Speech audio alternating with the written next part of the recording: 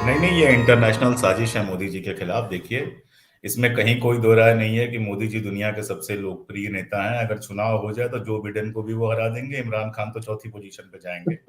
ये अंतर्राष्ट्रीय साजिश है, सीधा सा मामला है। और ये बहुत जानबूझकर, और ये जिहादी साजिश भी हो सकती है। ये कोई जिहाद की साजिश भी हो सकती है।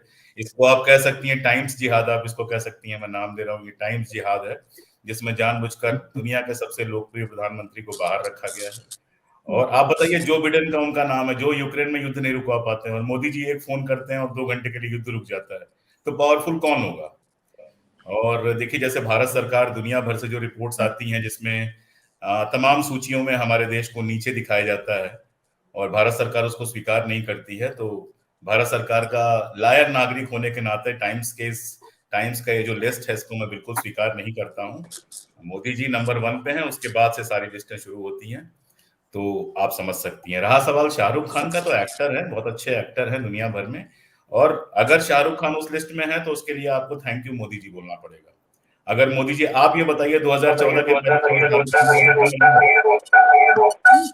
है? एक सेकेंड, आप बाकी लोग अगर म्यूट कर लेंगे तो अच्छा रहेगा। जी बोलिए सर। हाँ, आप ये बताइए, 2014 के पहले कभी शाहरुख खान टाइम्स की लिस्ट में आए?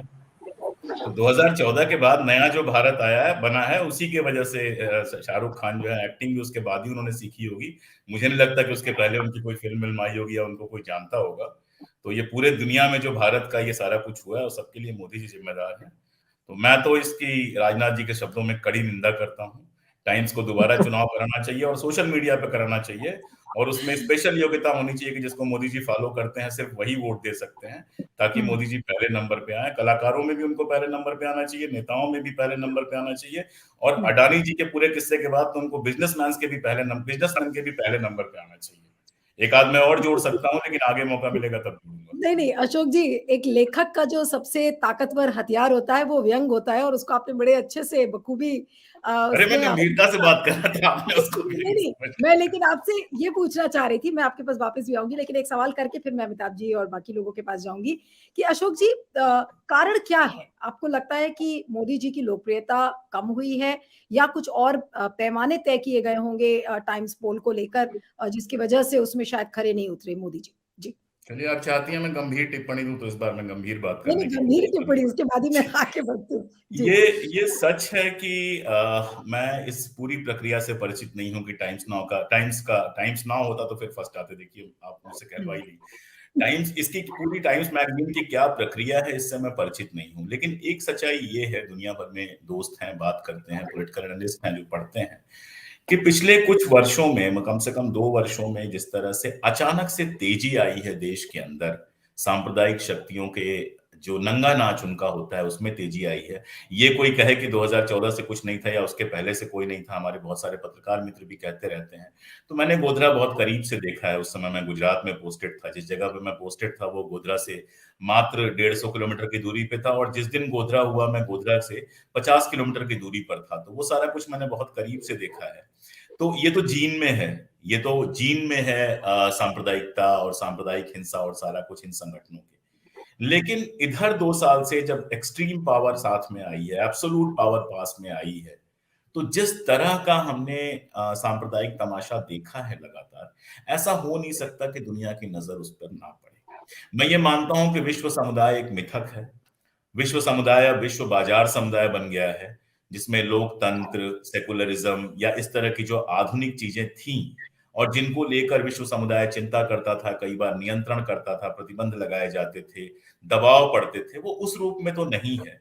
लेकिन पश्चिमी विश्व में, इधर अगर बहुत लंबी मैं बात नहीं करूंगा, लेकिन पश्चिमी विश्व से लगातार जिस तरह के आर्टिकल्स आए हैं, जिस तरह के बयान आए हैं, यहाँ तक कि राहुल गांधी की जब बर्खास्तगी हुई उसके बाद अमेरिका और जर्मनी के जो बयान आए थे, उनको पढ़ते हुए कहीं ना कहीं ये जरूर लगता है कि दुनिया को समझ में शायद ये धीरे धीरे आ रहा है कि विश्व का सबसे बड़ा जो लोकतंत्र है, भारत जिस तरह का देश है, जो स्ट्रेटेजिक पोजीशन है भारत की एशिया में, वहां पे अगर सांप्रदायिकता ऐसे ही बढ़ती रही, हिंसा ऐसे ही बढ़ती रही, तो ये संकट सिर्फ भारत तक सीमित नहीं रहेगा, भारत के बाहर भी जाएगा।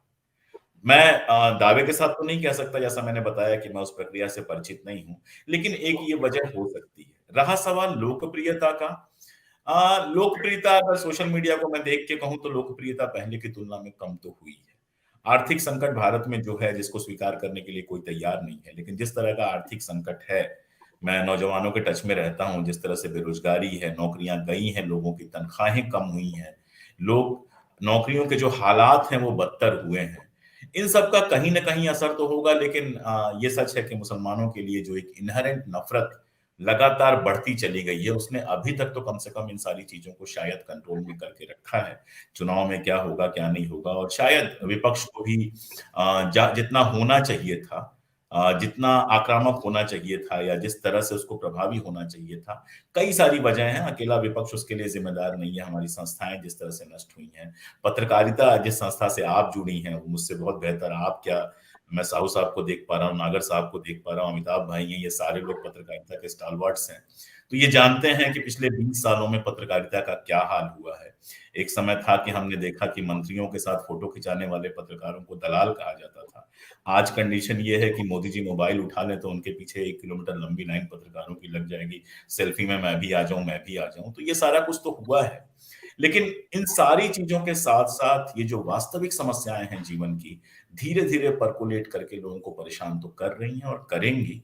मैं बहुत आशावादी व्यक्ति हूँ, मैंने दुनिया का इतिहास पढ़ा है और कहते हैं कि हज़ारों साल में कुछ नहीं बदलता और रातों-रात बहुत कुछ बदल जाता है। तो कई बार एक किसी ट्रिगर पॉइंट की ज़रूरत होती है और इंदिरा गांधी की सत्ता चली जाती है। तो वैसा कभी भी हो सकता है।